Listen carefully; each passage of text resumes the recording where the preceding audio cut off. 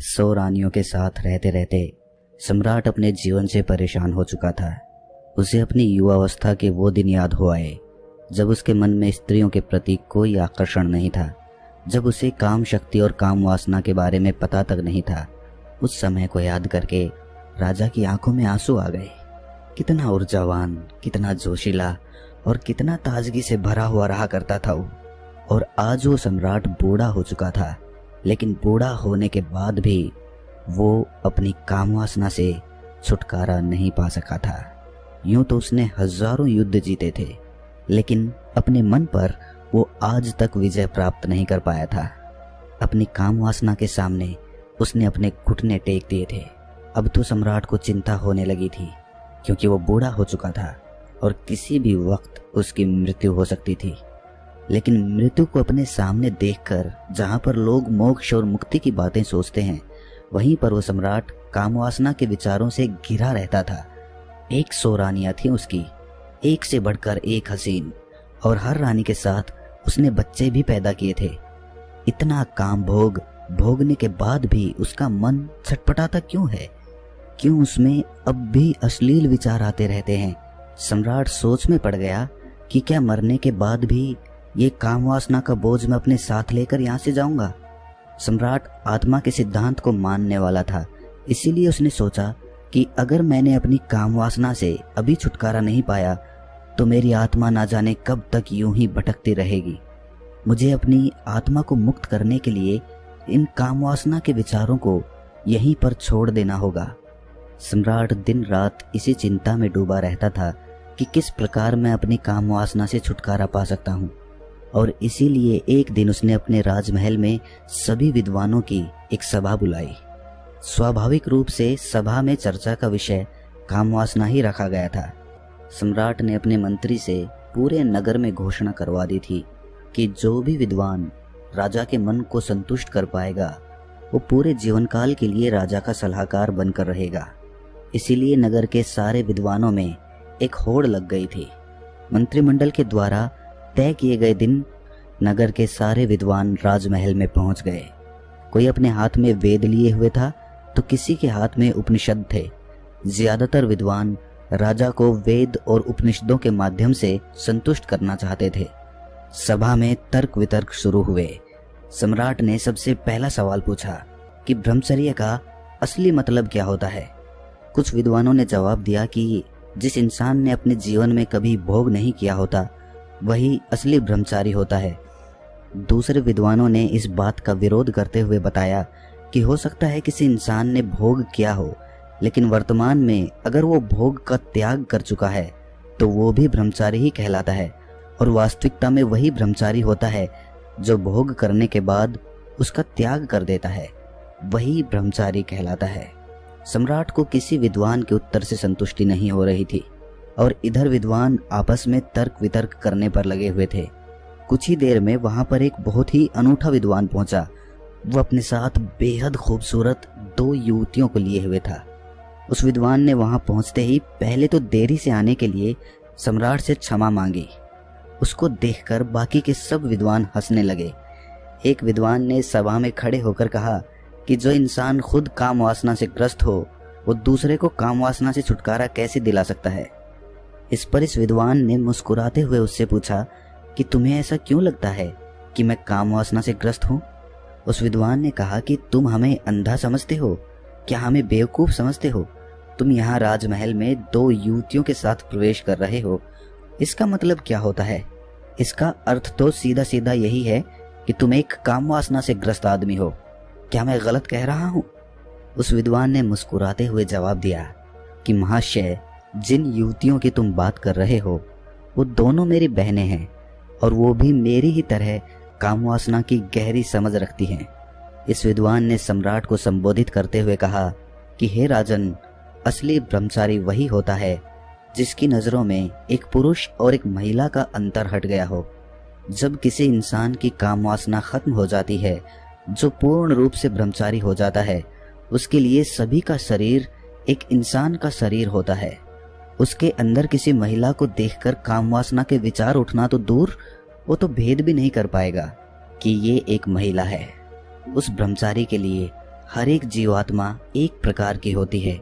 शारीरिक रूप से वो उनमें कभी भी भेद नहीं करेगा। उस विद्वान ने आगे बताया कि जो भी विद्वान यहाँ सभा में उपस्थित हैं, उन सभी को मेरे साथ ये 2 युवतियां दिखी। तो ये तो स्पष्ट हो गया कि यहाँ पर कोई भी असली ब्रह्मचारी का मतलब या अर्थ नहीं समझता है। सम्राट को ये विद्वान बड़ा ही अनूठा लगा। उसने ना तो कोई वेद पढ़े, ना कोई उपनिषद का ज्ञान दिया। वो तो वही बता रहा था जो स्वाभाविक रूप से आदमी की समझ में आता है। इसीलिए सम्राट ने प्रभावित होकर अगला सवाल पूछा कि आखिर एक इंसान को ब्रह्मचर्य का पालन करने की क्या जरूरत है? जब वो भोग करके जीवन का आनंद उठा सकता है तो वो क्यों ब्रह्मचर्य का पालन करे? इस पर उस विद्वान ने सम्राट से एक सवाल किया। उसने पूछा कि सम्राट, मुझे एक बात बताओ कि एक पेड़ ज्यादा ताकतवर होता है या फिर एक बीज?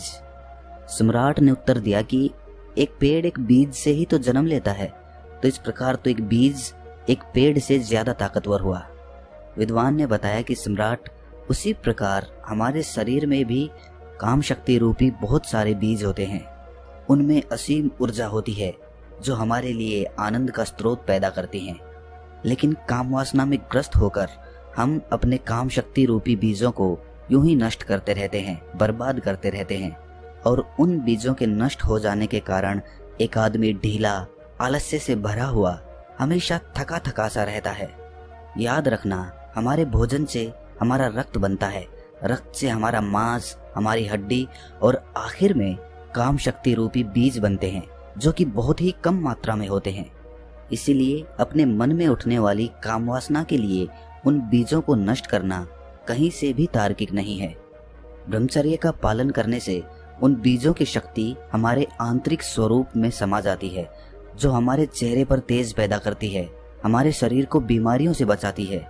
और यही काम शक्ति रूपी बीज जब ध्यान के माध्यम से ऊर्जा में परिवर्तित कर दिए जाते हैं तो यही आनंद का स्रोत बन जाते हैं। सम्राट ने अगला सवाल पूछा जो सम्राट के जीवन के लिए बहुत ही महत्वपूर्ण था। सम्राट ने पूछा कि कामवासना से छुटकारा किस प्रकार पाया जाए।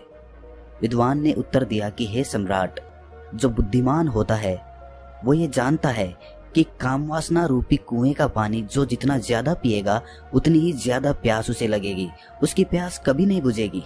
इसीलिए या तो वो कभी इस कामवासना रूपी कुएं का पानी पीता ही नहीं, और अगर ग्रस्त जीवन होने के कारण मजबूरीवश उसे कभी इस कुएं का पानी पीना भी पड़ जाता है तो वो सिर्फ एक कुएं का पानी पीता है। उस विद्वान ने राजा को संबोधित करते हुए कहा कि हे राजन, आपके जीवन में आपने 100 रानियों से शादी की, लेकिन आपने भी महसूस किया होगा कि जिसकी प्यास बुझनी होती है उसकी प्यास एक ही जगह पर बुझ जाती है, लेकिन जिसकी प्यास नहीं बुझनी होती, चाहे वो 100 स्त्रियों के साथ भोग कर ले, लेकिन फिर भी उसकी प्यास अधूरी रह जाएगी। विद्वान ने सभी को समझाते हुए आगे कहना शुरू किया कि अगर आपके जीवन का लक्ष्य स्पष्ट नहीं है तो आप सभी नाना प्रकार की भोग की वस्तुओं में गिर जाएंगे, लेकिन वहीं पर अगर आपका लक्ष्य स्पष्ट है तो आप अपना पूरा ध्यान अपने लक्ष्य को पूरा करने में लगाएंगे, ना कि भोग करने में।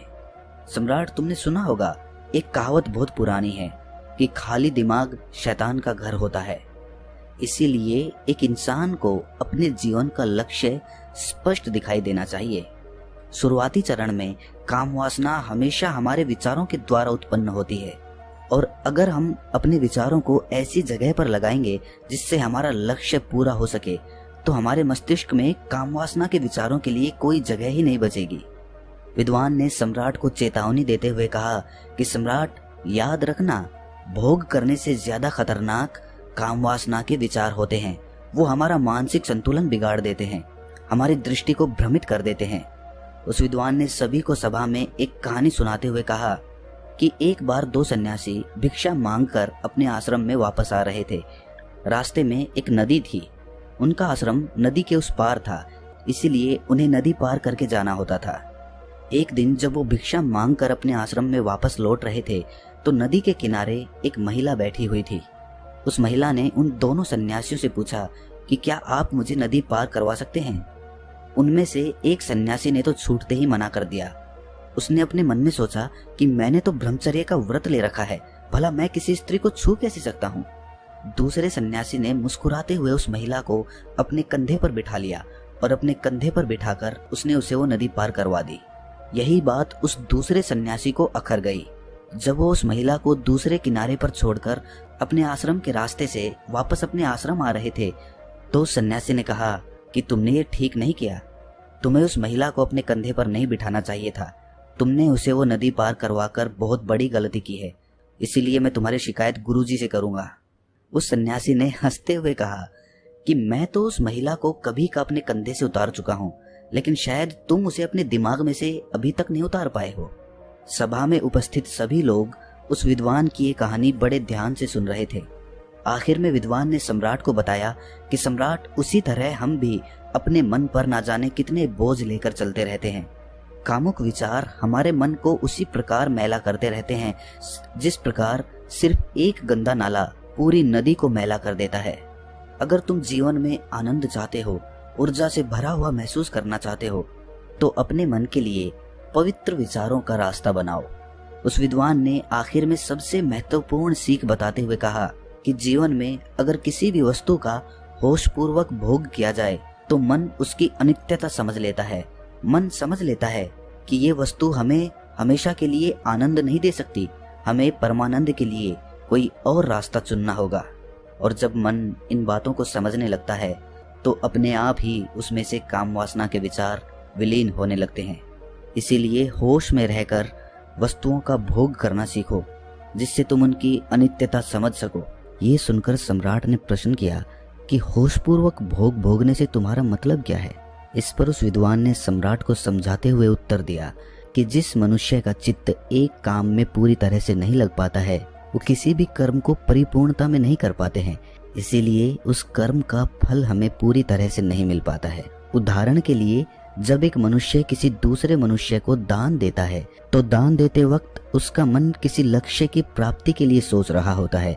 उसी प्रकार जब कोई आदमी भगवान से प्रार्थना करता है तो वो उनकी पूरे चित्त से, भक्ति भाव से आराधना करने की बजाय वो अपनी इच्छा प्राप्ति के लिए प्रार्थना कर रहे होते हैं।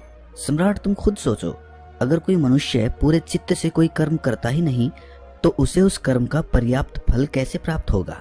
ये तो असंभव सी बात लगती है।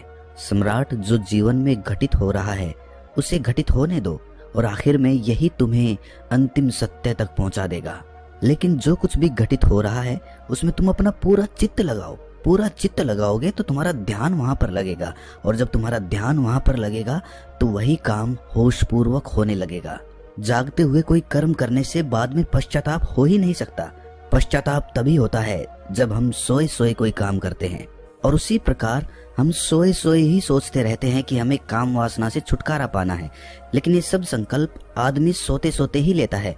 जागृत अवस्था में संकल्प लेने की जरूरत ही नहीं पड़ती, क्योंकि खुली आंखों से जागते हुए कोई मनुष्य गलती कर ही नहीं सकता। इसीलिए काम वासना से छुटकारा पाने की बजाय ये सोचो कि तुम उसे होशपूर्वक जागते हुए कैसे भोग सकते हो। और एक बार जब तुम उसका होशपूर्वक भोग कर लेते हो तो उसके बाद तुम्हें खुद ही महसूस होगा कि ये कर्म तुम्हारे अंदर क्या बदलाव ला रहा है। अगर वो तुम्हारे अनुसार सही नहीं होगा, तुम्हें गलत लगेगा, तो तुम उसे वैसे ही छोड़ दोगे। तुम्हें संकल्प लेने की जरूरत ही नहीं पड़ेगी। लेकिन होश की स्थिति तक पहुंचने के लिए तुम्हें ध्यान का मार्ग अपनाना होगा। ध्यान करने से ही आदमी की निद्रा टूटती है, वो जागृत अवस्था में आता है, और जब वो जागृत अवस्था में आता है तो उसका चित्त एक काम पर पूरी तरह से लगने लगता है, और उसके बाद होशपूर्वक उस कर्म को करने के बाद उस कर्म की अनित्यता को हमारा मन अपने आप समझने लगता है। विद्वान ने अपनी बात को और गहराई से समझाते हुए समझाया कि सोए हुए इंसान को तो रास्ते पर पड़ा हुआ सांप भी दिखाई नहीं देता, वो भी उसे तब पता चलेगा जब वो सांप पर पैर रख देगा। और इसी प्रकार तो हर इंसान कार्य करता है। जब वो रास्ते पर चलता है तो अपने विचारों में, अपनी भविष्य की योजनाओं में उसका मन हमेशा उलझा रहता है। उसका ध्यान अपने चलने पर तो होता ही नहीं है, तो रास्ते पर कहां से होगा? ये सब लक्षण एक सोए हुए मनुष्य के होते हैं, और जब वो मनुष्य ये महसूस कर पाता है कि वो कितनी गहरी निद्रा में है तो उसी समय उसके जीवन में ध्यान का उदय होता है। लेकिन सोए हुए इंसान को भला किस प्रकार दिखाई देगा कि वो सोया हुआ है? या तो कोई उसे हिलाकर जगाए या उसे बताए कि तुम सोए हुए हो, तब तो उसकी नींद टूटेगी। लेकिन ऐसे मनुष्य हमें कम ही मिलते हैं जो हमें ये एहसास कराते हैं कि हम कितनी गहरी निद्रा में सोए हुए हैं। हमारा मन विचारों का, भविष्य की योजनाओं का, अतीत के दुखों का एक दफ्तर बन चुका है। वो सम्राट इस विद्वान के उत्तरों से बहुत प्रभावित हुआ और उस सम्राट ने इस विद्वान को अपने पूरे जीवन काल के लिए अपना सलाहकार बना लिया। तो दोस्तों, कैसी लगी ये कहानी आपको? कमेंट सेक्शन में ज़रूर बताना, और अच्छी लगी हो तो इस चैनल को सब्सक्राइब करके नोटिफिकेशन बेल को ज़रूर प्रेस कर देना। तो मिलते हैं अगली कहानी में, तब तक के लिए अपना ख्याल रखें।